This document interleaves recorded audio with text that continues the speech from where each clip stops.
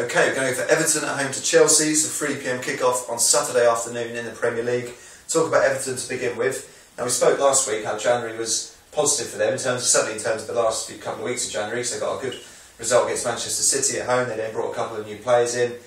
Started February with a 1-1 draw at Wigan, which just kind of epitomises their season really, because it was solid but not spectacular. Goals have been a problem, and Achabi, Baines and Osman are their top 3 scorers with 3 goals. But I hope that will change now. The likes of Jelovic will probably start this game. But big game at home to Chelsea. They'll really look forward to this one, Everton, won't they? Yeah, this will be the sort of game they relish. I mean, Goodison Park was rocking against Manchester City. The stadium was absolutely rocking, and like I say, January was so positive for them. It all sort of come together with the Man City result.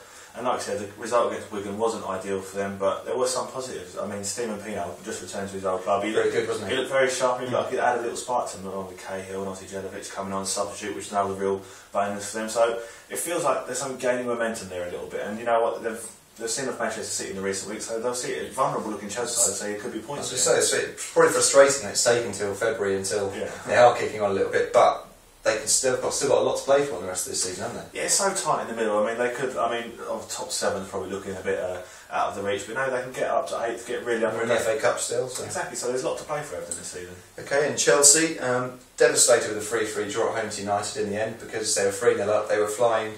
They're settled in 4th now. I think they've been there for a couple of months.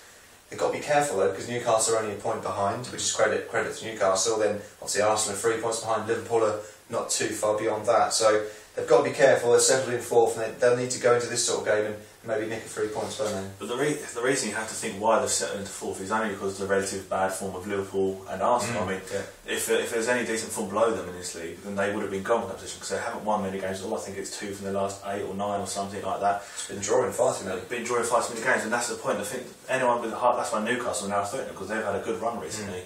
But looking back to the Manchester United game, you have to wonder what that will do to Chelsea's confidence going into what is a pivotal part of the season. Now, they've gone a 3-0 lead against one of what used to be their rivals, and they've just thrown it away, and they look so vulnerable at the back, so vulnerable. And midfield was absent. You mentioned at the back, Gary Cahill, how nervous did he look the first? Yeah, and obviously it's a debut for a massive club, but he's an England international, he's a Premier League player, he's a good player, but he looked like he was... Yeah, I mean, I think to be fair, the whole Chelsea team, they were rocking when United came back. As we said before, when they got that first penalty, there was just an air, certainly from where I was watching, that this is going to end in the draw. Manchester United win, you know. Yeah. But they've still got John Terry to come back. They've still got Frank Lampard, 2 really experienced players down their spine that could have sort of maybe done something about United result.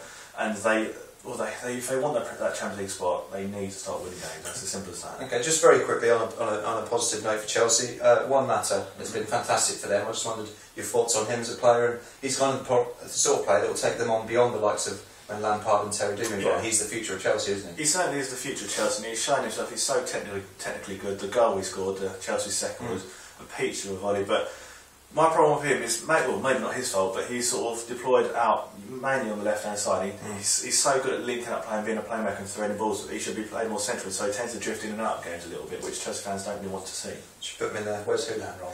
Yeah, that's the one. Okay, we'll go for a prediction. Everton at home to Chelsea.